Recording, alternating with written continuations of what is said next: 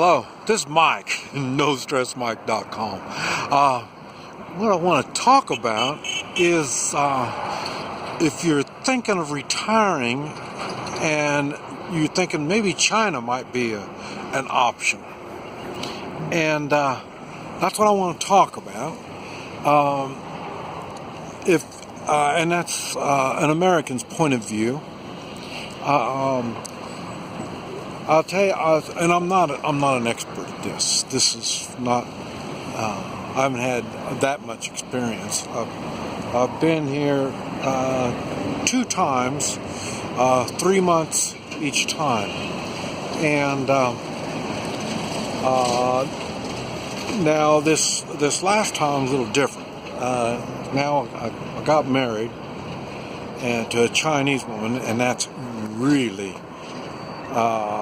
helped a lot, but it's not necessary, and that's the kind of stuff I want to talk about. Really, well, you can get a place to live. I would say rent or lease. You know me, I'm not big on owning real estate, and I would say it's going to cost you between $300 and $500 a month. Well, I guess it could go even more than that if you really wanted to.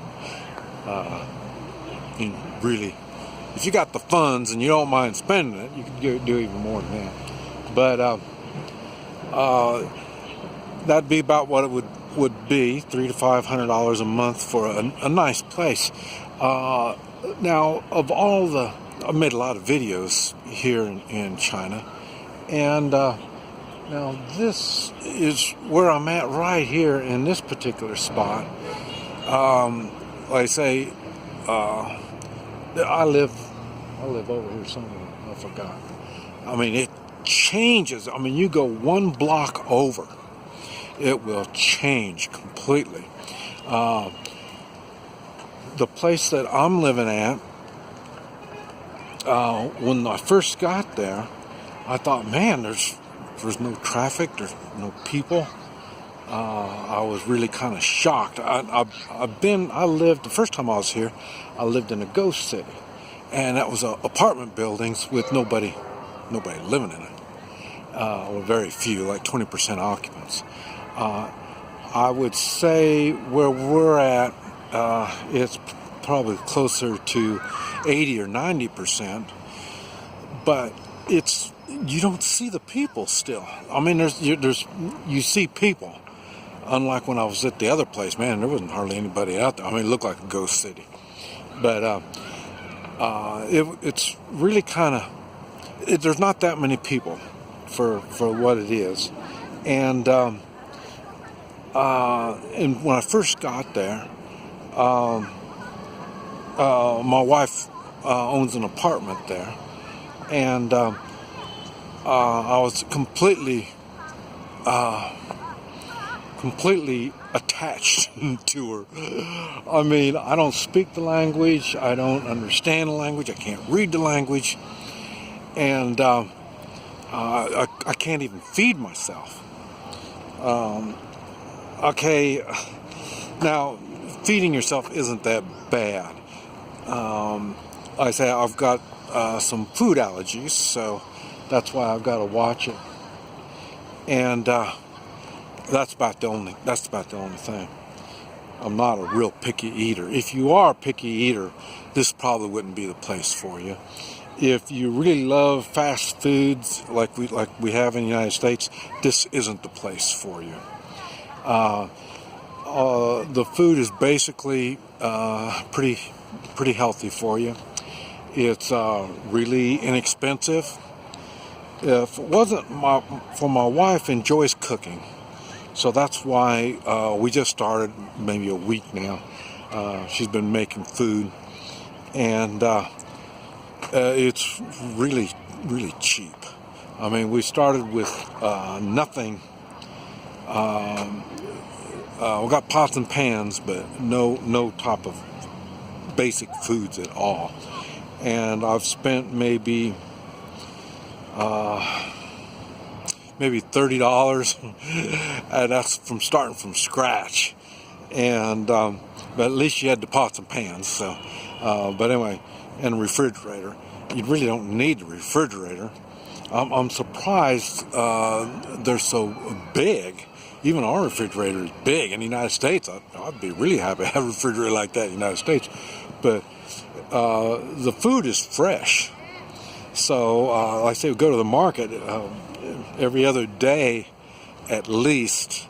So it's not that big a thing. There's a lot of markets all around. It's plenty cheap to eat. And so you could eat out. Providing you're living, now this is the problem is, if you're living in a place where there's not a lot of eating places around you, then you're going to be like me. That's what happened when I first got here. I thought, man, we're going to have a tough time. And we were walking to find food, and 2 meals a day we would eat out, and then I say we'd get there's stuff we can have for breakfast, and so I thought, man, this is going to be tough. And but once I got my electric motorcycle, then I was able to get around. Man, now I can go all over this place. And that's another thing. Each city is completely different. Now here there's about 800, a little over 800,000 people living here, and it's one of the smaller places. When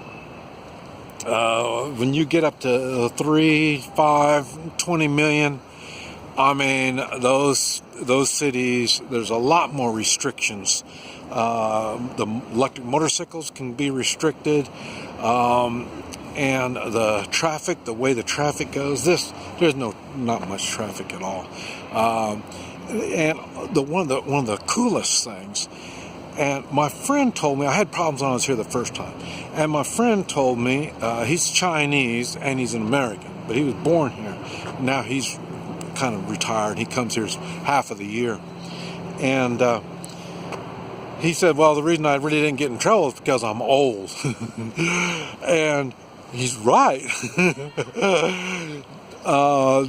They respect their elders here. And like I say, they're really, really lenient and forgiving for the older people. If you can talk, it makes things a whole lot easier. I can't talk, but my wife, that's what she does. She doesn't speak English, so. But what she does is tells them, hey, he's old, guy, give him a break, or then they just, no big deal. And I say, now she's, let's see, I'm 68, almost 69, and she's 58, just turned 58. And she's real accommodating, and you will find that. That's why I'm saying I really didn't have to marry her. To me, I had to marry her. I have to give that what do you call it? Commitment. I had to have that. I had to give it to her, and I kind of expected in return.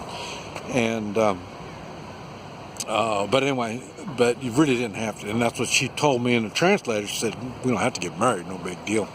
But it's no big deal anyway. It's just about the main reason is so I can take her back to the United States, not to live, but just to go visit. She's really old-fashioned. She couldn't handle the American life. She can't even drive, and like I say, she just loves to just take care of me and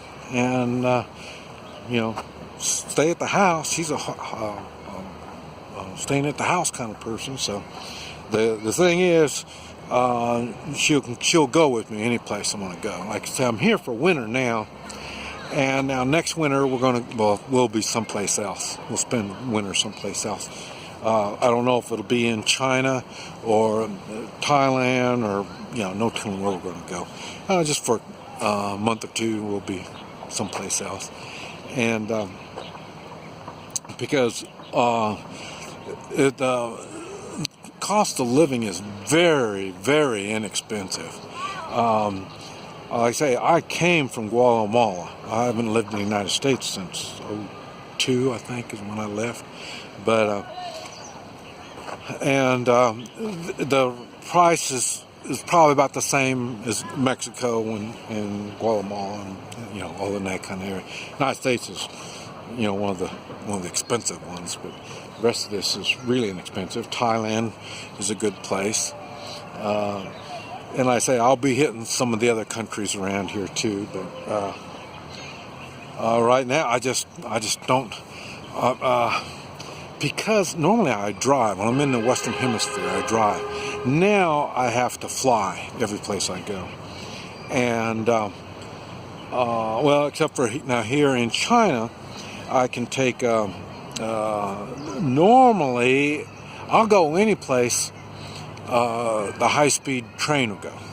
I'll go any place those things go. I mean, I love traveling on those things. And they're relatively inexpensive.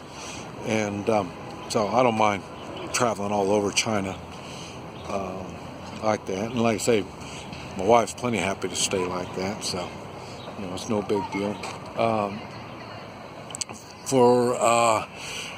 Probably one of the problem that most people will have will be health care.